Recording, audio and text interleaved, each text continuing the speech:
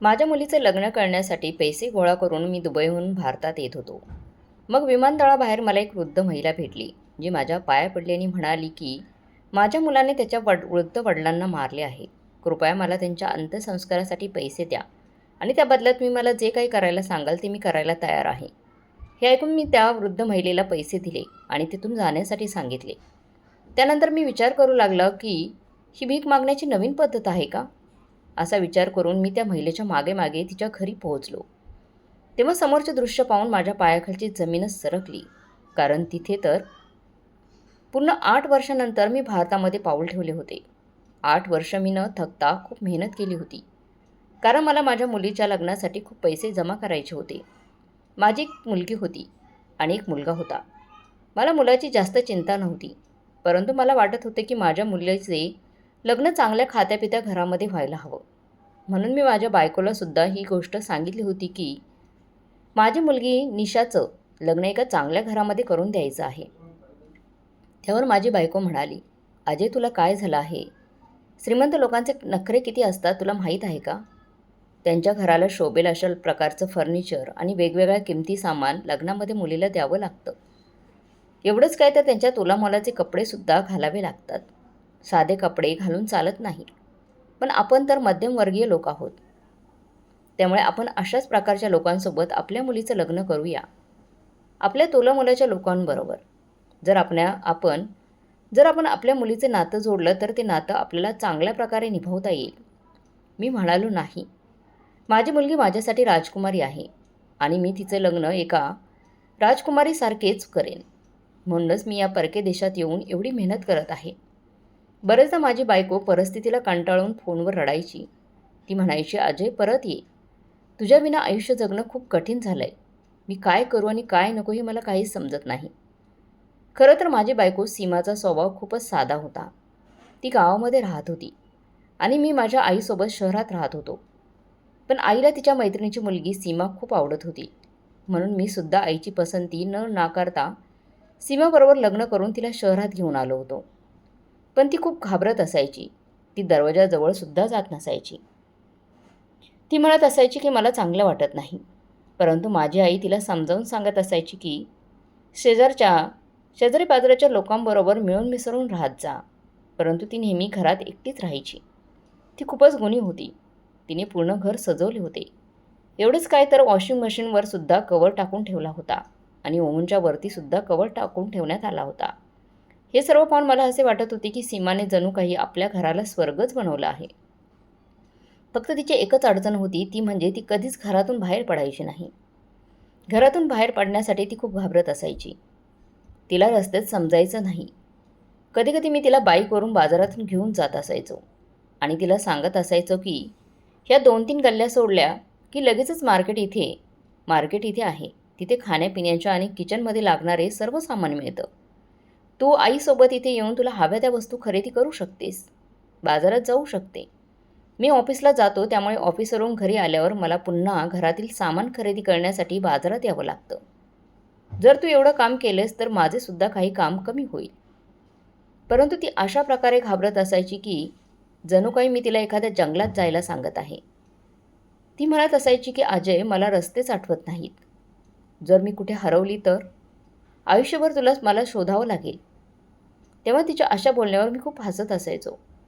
ती खूप चांगली होती आणि सर्वात चांगली गोष्ट ही होती की सीमा आणि आई सास-सुनांचं दोघींचं एकमेकांबरोबर खूप चांगलं पटत असायचं.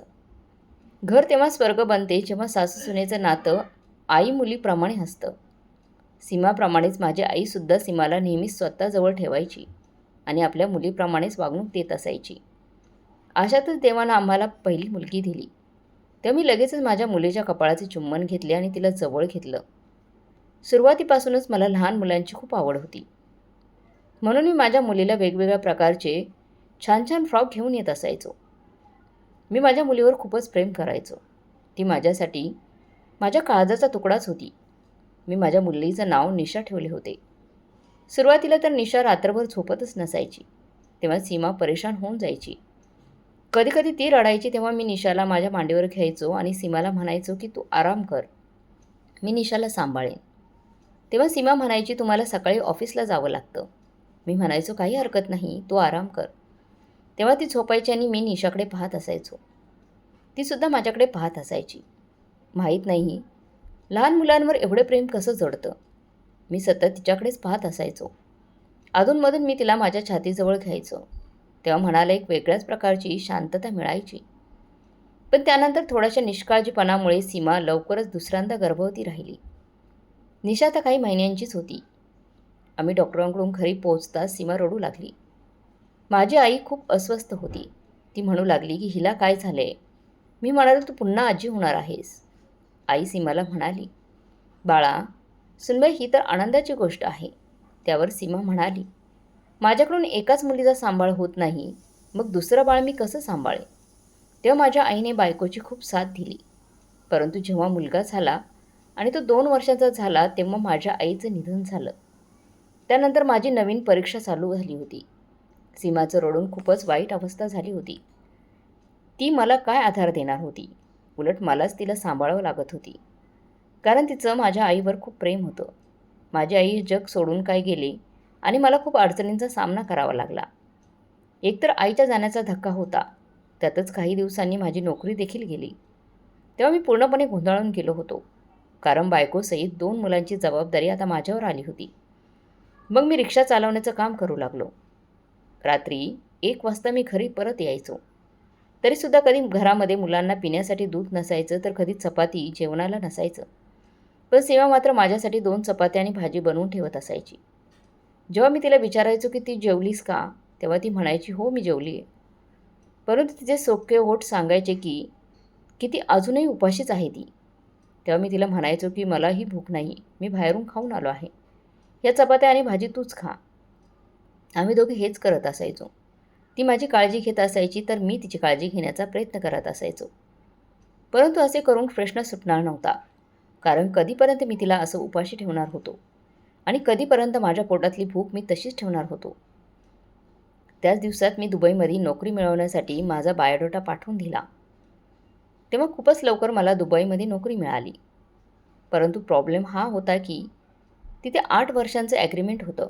जर मी तिकडे गेलो तर तर 8 वर्षाने अगोदर मला तिकडून परत येणे शक्य नव्हतं. 8 वर्ष मला तिकडे राहावं लागणार होतं. जेव्हा ही गोष्ट मी सीमाला सांगितली तेव्हा ती हैराण होऊन माझ्याकडे पाहू लागली आणि तिच्या डोळ्यातून अश्रू बाहेर पडू लागले. ती म्हणाली, तुझी आई मला सोडून गेली आहे आणि आता तू मला एवढ्या लवकर सोडून जात आहेस. एवढे 8 वर्ष मी कशी जगू तुझ्याशिवाय. मला तर इथले रस्तेसुद्धा नीट माहीत नाही. अशा परिस्थितीमध्ये मी काय करू अजय. तेव्हा मी सीमाला समजावलं. म्हणाले, इथे राहून जीवन जगणं खूप कठीण आहे. कारण मी उपाशी राहू शकत नाही आणि तुलासुद्धा उपाशी ठेवू शकत नाही. त्यावर सीमा म्हणाली, 2-2 मुले आहेत, मी त्या दोघांचा एकटी कशी सांभाळ करू. मी म्हणाल, त्यांचा सांभाळ करणं कठीण गोष्ट नाही. अजून मला तिकडे जाण्यासाठी 1 महिना शिल्लक आहे. ते 1 महिन्यात मी तुला इकडचे सर्व रस्ते दाखवून देईन आणि बँकमध्ये तुझं अकाउंटसुद्धा काढून देईन. मग तू बँकमध्ये जाऊन तुला हवे तेवढे पैसे काढून आण आणि तुझ्या गरजेच्या वस्तू खरेदी कर. असं करणं कोणतेही कठीण काम नाही. खूप खूप साऱ्या महिला अशा प्रकारचं जीवन जगतात. परंतु नकारातील मान हलवत ती रडत होती. तिने माझे दोन्ही हात अगदी मजबूत पकडले होते. जसं काही तिने माझे हात सोडले तर मी लगेच पळूनच जाईन. मी तिला खूप मुश्किलीने समजावून घराच्या आजूबाजूचे रस्ते दाखवून ठेवले होते, ज्या रस्त्याने ती जाऊन आवश्यक वस्तू घेऊन येऊ शकेल. आणि मी तिचे बँकमध्ये अकाउंटसुद्धा काढले होते. ज्या दिवशी मला जायचं होतं त्या दिवशी ती खूप रडली होती. त्यावेळी माझी मुलगी निशासुद्धा माझ्याकडे हात करत खूप रडली होती. माझी मुलगी निशा त्यावेळी 5 वर्षांची होती आणि माझा मुलगा आरव 4 वर्षांचा होता. निशाला थोडंफार समजत होतं की मी कुठेतरी दूर जात आहे. तेव्हा मला समजत नव्हते की बायको आणि मुलांना कशा प्रकारे समजावू की माझ्या नशिबाचे दरवाजे परदेशात उघडले आहेत. शेवटी मी रडणाऱ्या बायकोला आणि मुलांना सोडून दुबईमध्ये गेलो. माझ्या पूर्ण कुटुंबाला निरोप देताना माझेसुद्धा डोळे ओले झाले होते. सीमाला माझ्याशिवाय राहण्याची सवय नव्हती. पण मला तरी तिच्याशिवाय राहण्याची सवय कुठे होती. दुबईला पोहोचल्यानंतर जेव्हा मी 8 वर्षांचे ॲग्रीमेंट साईन केले तेव्हा माझे हात थरथर कापत होते. माझे हृदय जोरजोरात धडधडत होतं. 8 वर्ष मला माझी बायको आणि मुलांना पाहता येणार नव्हतं ह्या ॲग्रीमेंटमुळे. तेव्हा असं वाटत होते की मी नोकरी करत नाही तर एखादी शिक्षा भोगत आहे. पण मी सीमाला रोज फोन करत असायचो.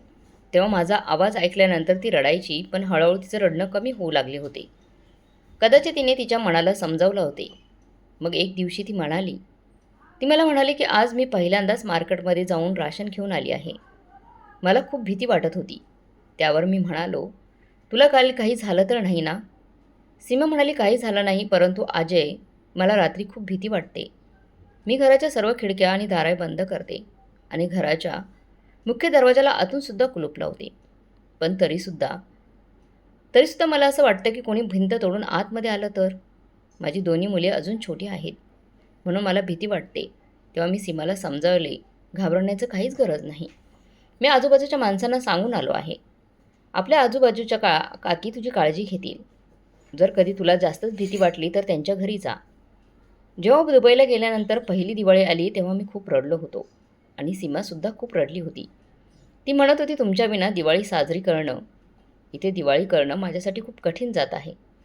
तिने दिवाळीची काही तयारीसुद्धा केली नव्हती, फक्त मुलांना तयार केले. तेव्हा मी सीमाला म्हणालो की तू काही दिवसांसाठी कुठेतरी फिरायला जा. त्यावर ती म्हणाली की मला खूप भीती वाटते. बाबा आजारी असतात त्यामुळे ते येऊ शकत नाहीत आणि दादा माझ्यासोबत जास्त काही बोलत नाही. मग त्यांच्याकडे मी मदत तरी कशी मागू?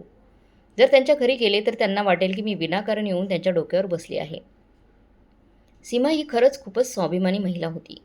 ती स्वतः सर्व त्रास सहन करायची, पण कोणासमोरही कधीच हात पसरायची नाही. कोणाकडून मदत मागायची म्हटल्यावर तिला खूप वाईट वाटायचे. शेवटी वेळ अशीच निघून जात होती. मी माझ्या नोकरीव्यतिरिक्त रात्रीच्या वेळेत पेट्रोल पंपावर सुद्धा काम करणं चालू केलं होतं. जेव्हा 8 वर्षांनी मी माझ्या घरी आलो, तेव्हा माझी मुलगी 13 वर्षांची झाली होती आणि मुलगा 12 वर्षांचा झाला होता. त्या दोघांनीही मला मिठी मारली आणि रडू लागले. त्यावेळी माझ्या डोळ्यातसुद्धा अश्रू आले होते आणि सीमा तर मला पाहिल्याबरोबर जोरजोरात रडू लागली होती. मी जे पैसे कमावले होते त्या पैशांतून 2 मजली घर बांधून घेतलं. घराच्या खालच्या भागामध्ये सीमा 2 मुलांसह राहत होती आणि वरचा मजला मी भाड्याने दिला होता. आता निशा मला म्हणत होती की तुम्ही कुठेही जाणार नाहीत बाबा. तेव्हा मी माझ्या बायकोला म्हणालो, पाहतेस का, आता आपली निशा 13 वर्षांची झाली आहे. त्यावर सीमा म्हणाली होती, तर मोठी झाली आहे. मग सीमा म्हणाली, तुम्ही आपले घर 2 मजली का बनवले आहे? आता 2 मजली घर बनवलेच आहे तर इथेच तुम्ही कोणता तरी व्यवसाय चालू करा. त्यावर मी म्हणाले, मी पूर्ण आयुष्य नोकरी केली आहे, त्यामुळे मी कोणता व्यवसाय करू शकत नाही. कारण प्रत्येक माणूस प्रत्येक काम करेलच असं नाही. म्हणून मी फक्त नोकरी करू शकतो आणि जी नोकरी करून मला दुबईमध्ये लाखो रुपये मिळतात, तीच नोकरी मला इथे काहीही देऊ शकत नाही. त्यामुळे मी कोणताही तरी वेगळा विचार करत आहे. तेव्हा सीमा म्हणाली, तुम्ही कोणता विचार करत आहात? त्यावेळी मी म्हणालो, जर मी अजून 8 वर्ष तिकडे घालवली तर माझ्या मुलीचं लग्न खूपच धूमधडाक्यात करू शकेन मी. माझे असे बोलणे ऐकल्यावर सीमा खूपच घाबरली होती. ती म्हणाली, मी आता तुम्हाला इथून कुठेही जाऊ देणार नाही. मी म्हणाल, थोडं समजून घ्या गं, मुलांच्या लग्नाचा प्रश्न आहे. मला अशी संधी भारतात कुठेही मिळणार नाही. आता मला तुला सुद्धा पैसे पाठवण्याची गरज पडणार नाही, कारण आपल्या घराचा वरचा हिस्सा आपण भाड्याने दिला आहे. त्या भाड्याचे पैसे तुला दर महिन्याला मिळतच राहतील आणि 8 वर्षांनी जेव्हा मी परत इकडे येईल तेव्हा माझ्या राजकुमारीसारख्या मुलीचं लग्न खूपच धूमधडाक्यात करून तिची पाठवणी करेन. त्यावेळी पूर्ण वस्ती पाहत राहील की अजयने आपल्या मुलीचं लग्न कसं केलं आहे. सीमा म्हणाले, मला काहीच माहीत नाही आहे. मी 8 वर्ष कशी काढली आहेत ती मला माहीत आहेत. का उगाच तुम्ही मला परीक्षांवर परीक्षा देण्यासाठी भाग पाडत आहात? देव आपल्या मुलीचं लग्न खूप चांगल्या प्रकारे करेल. मग मुलगासुद्धा मोठा होऊन कमावू लागेल. त्यावर मी म्हणालो, तो पुढे शिक्षण घेणार. जेव्हा तो युनिव्हर्सिटीमध्ये जाईल तेव्हा त्यालासुद्धा शिक्षणासाठी पैशांची गरज पडेल. कारण जेव्हा तो चांगल्या कॉलेजमध्ये युनिव्हर्सिटीमध्ये जाईल तेव्हाच त्याला चांगली नोकरी मिळेल ना. आता माझ्यात हिंमत आहे की मी मेहनत करून पैसे कमावू शकतो. पण उद्या माझ्या खांद्यामध्ये ताकद राहणार नाही, तेव्हा पश्चाताप करण्यापेक्षा आत्ताच योग्य निर्णय घेतला तर संपूर्ण आयुष्य आपण आनंदात जगू शकू. जेव्हा आपली मुले यशस्वी होतील, निशाचं लग्न होईल, आरवसुद्धा चांगली नोकरी करू लागेल, तेव्हा आपण एकत्र राहून पूर्ण आयुष्य एकमेकांबरोबर घालवू. सीमा रडू लागली आणि म्हणाली, आयुष्यातील एक मोठा काळ तुम्ही परदेशात घालवलात आणि अजून एक काळ तुम्ही परदेशात जाण्याचा विचार करत आहात. मग आपल्याकडे आयुष्यातील किती काळ शिल्लक राहील? त्यानंतर आपल्याकडे फक्त म्हातारपण राहील. त्यावर मी म्हणालो, असे काही होणार नाही. तू काही जास्त विचार करत आहेस त्याचा. आपल्याला मुलांचा सुद्धा विचार करायला हवा ना. माणूस जेव्हा एकटा असतो तेव्हा तो स्वतःचा विचार करतो. परंतु लग्न झाल्यानंतर त्याच्यावर बायकोची जबाबदारी येते आणि त्याच्यानंतर मुलं झाल्यानंतर मुलांची जबाबदारी येते. त्यामुळे मला असे वाटते की माझी मुले कोणतीही गोष्टीपासून वंचित राहायला नको. मुलांना जी गोष्ट हवी आहे त्यांना ती घेता यावी आणि ती मिळवू देण्याची जबाबदारी त्याच्या आईवडिलांची असते. आता जर आपण आपल्या मुलांच्या आनंदाचा विचार केला तर आपल्या म्हातारपणात ते आनंदाचा आपला विचार करतील. ह्या वेळेला सुद्धा मी माझ्या बायकोला आणि मुलांना रडत ठेवून पुन्हा एकदा दुबईला आलो होतो. आता माझी मुलगी मोठी झाली असल्याकारणाने मी निशाला खूप प्रेमाने समजावलं होतं की तू तुझ्या आईची काळजी घे आणि आरवला सुद्धा सांगितले होते. तेव्हा दोघांच्या डोळ्यात अश्रू होते. ते म्हणत होते की बाबा, 8 वर्ष राहणं खूप जास्त होतात. मी म्हणालो 8 वर्ष असेच निघून जातील. पण जेव्हा मी परत येईन तेव्हा तुमच्यासाठी खूप काही घेऊन येईन. पण त्यानंतर मी पुन्हा कधी कुठेही जाणार नाही. पण हे 8 वर्ष खूपच कठीण होते. कारण काले केस आता सफेद होऊ लागले होते. त्यामुळे आता जास्त काम केल्यानंतर मला दम लागू लागला होता. शरीर दुखायला लागायचे. दिवसेंदिवस ब्लड प्रेशरची समस्या वाढू लागली होती. मी आता म्हातारपणाच्या चौकटीवर पाय ठेवला होता. कारण आता मला जास्त थकवा जाणवू लागला होता. मन करत होते की आता आराम करावा. माझी मुलगी आता 21 वर्षांची झाली होती.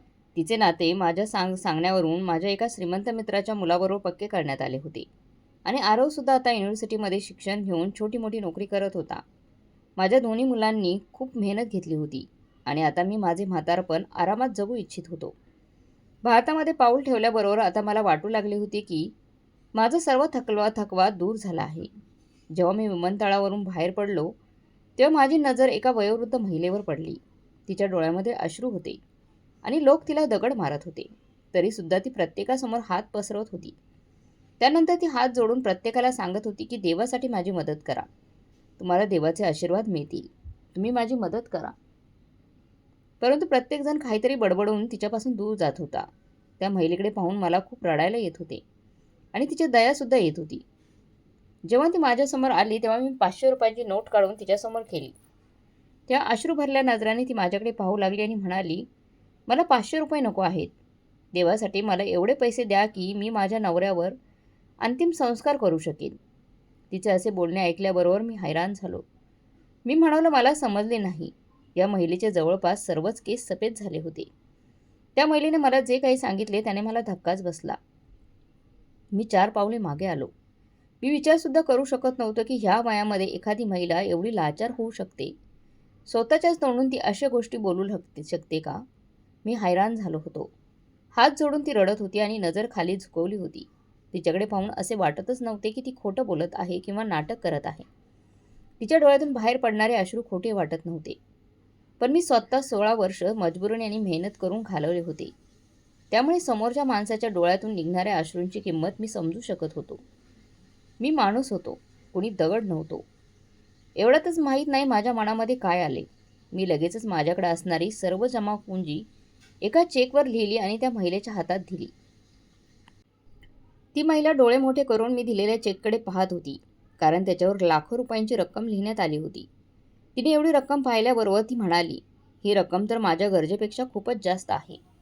तरीही मी म्हणालो, ती रक्कम तुमच्याकडे राहू द्या. असे बोलून मी रिकाम्या हाती घरी परत आलो. 8 वर्षामध्ये मी माझ्या मेहनतीने पैसे कमावून जी काही बचत केली होती ती सर्व बचत मी एका महिलेच्या डोळ्यातील अश्रू पाहून तिला देऊन रिकाम्या हाती घरी पोहोचलो होतो. माझ्या मुलीचे लग्न ठरवून तिच्या लग्नाची तारीखसुद्धा नक्की करण्यात आली होती. एवढंच नाही तर माझ्या मुलीच्या लग्नाचे कार्डसुद्धा प्रिंटिंगवरून घरी आणण्यात आले होते. फक्त माझी बायको मी येण्याची वाट पाहत होती. कारण मी पैसे घेऊन येईन म्हणून. मग त्या पैशातून आम्ही आमच्या मुलीसाठी काही महागड्या आणि तिच्या काही उपयोगी वस्तू घेऊ शकू आणि तिचं लग्न खूपच धूमधडाक्यात करू. पण मी मात्र माझी सर्व जमापुंजी त्या महिलेला देऊन रिकाम्या हाती घरी पोहोचलो होतो. असे असले तरी जेव्हा मी घरी पोहोचलो तेव्हा सुरुवातीला माझ्या बायकोने आणि मुलांनी माझे खूप चांगल्या प्रकारे स्वागत केले. कारण त्यांना माहीत नव्हते की मी रिकाम्या हाती घरी परत आलो आहे. माझे स्वागत केल्यानंतर सीमा मला म्हणाली, लग्नासाठी आता खूप कमी दिवस शिल्लक राहिले आहेत आणि खूप जास्त तयारी करायची अजून बाकी आहे. पण तुम्हीच म्हणाला होतात की पैसे हातात असतील तर 2 दिवसामध्ये मुलीला लग्नात देण्यासाठी लागणाऱ्या सगळ्या वस्तू आपण आणू शकतो. तुम्हाला तर माहीतच आहे की ते लोक किती श्रीमंत आहेत. त्यामुळे प्रत्येक गोष्ट त्यांच्या मनाप्रमाणे व्हायला हवी. त्यांना कोणत्याही गोष्टीमध्ये कमी दिसायला नको. कारण माझी मुलगी सासरी गेल्यानंतर तिला कुणाचं बोलणं ऐकायला लागू नये. मी खाली मान घालून सीमाचं सर्व प्रकारचं बोलणं ऐकत होतो. माझ्याकडे तर आता काहीच पैसे शिल्लक राहिले नव्हते. पण मी जर तोंड उघडलं असतं तर लगेच माझ्या मुलीचं होणारं लग्न तुटले असते. आता मी विचार करत होते की मला असं काय झालं होतं की माझ्यावर मी कोणती जादू झाली होती म्हणून मी त्या महिलेला माझी सर्व जमापुंजी देऊन आलो. मी 8 वर्षामध्ये मेहनत करून कमवलेले पैसे एका क्षणात त्या महिलेला दिले होते. पण त्या महिलेला मी ओळखत सुद्धा नव्हतो. मला हे सुद्धा माहीत नव्हतं की ती महिला खरं बोलत होती की खोटे बोलत होती. पण मी तर माझे सर्व काही तिला देऊन टाकलं होतं. काय झालं होतं माझं मलाच कळलं नाही. आणि आता मला समजत नव्हते की मी माझ्या बायकोला कसं सांगू की मी काय केलं आहे. सीमा म्हणाली, तुम्ही शांत का आहात? तिने एक यादी माझ्या हातात दिली आणि म्हणाली, या सर्व गोष्टी आणायच्या आहेत. आणि निशा म्हणत होती की तिला फक्त फर्निचर महागडे हवे आहे. तिचं म्हणणं आहे की तिच्या सासरच्या घरची तिची खोली खूपच मोठी आहे.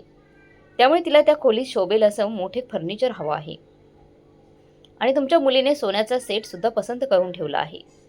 सीमा मला सर्व गोष्टी व्यवस्थितरित्या समजावून सांगत होती. पण मी मात्र अगदी उदास होऊन तिच्याकडे पाहत होतो. मग सीमा म्हणाली, तुम्ही जेव्हापासून आला आहात तेव्हापासून एकदम शांत शांत आहात. तुम्हाला नक्की काय झालं आहे? तुम्ही काहीच का बोलत नाही?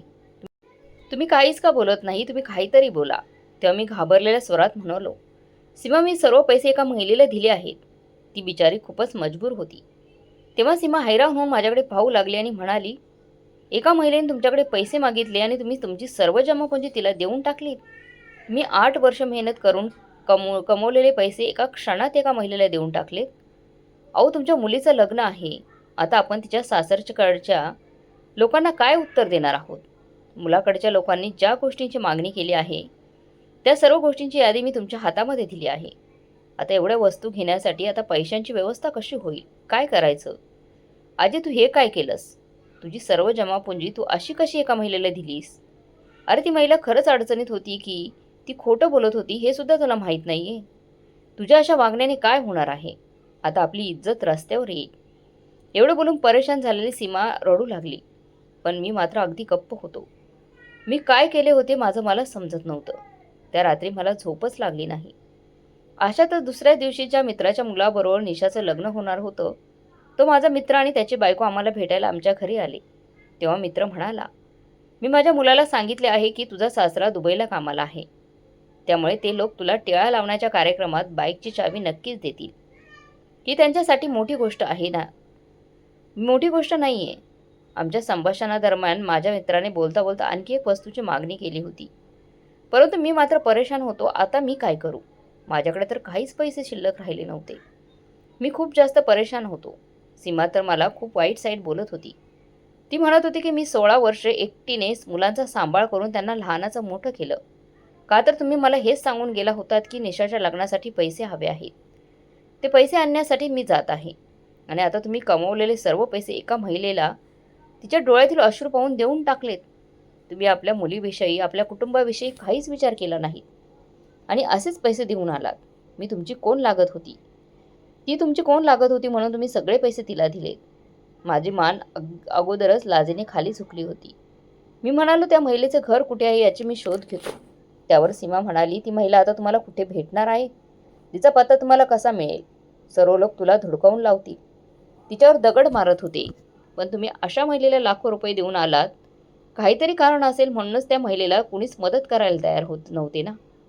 ह्या जगात अशी कितीतरी महिला आहेत ज्या खोटे बोलून कधी आपल्या नवऱ्यांना अपंग करतात तर कधी मुलाला कॅन्सर झाला आहे असे रडगाणे गातात आणि लोकांकडून पैसे मिळवण्याचा प्रयत्न करतात.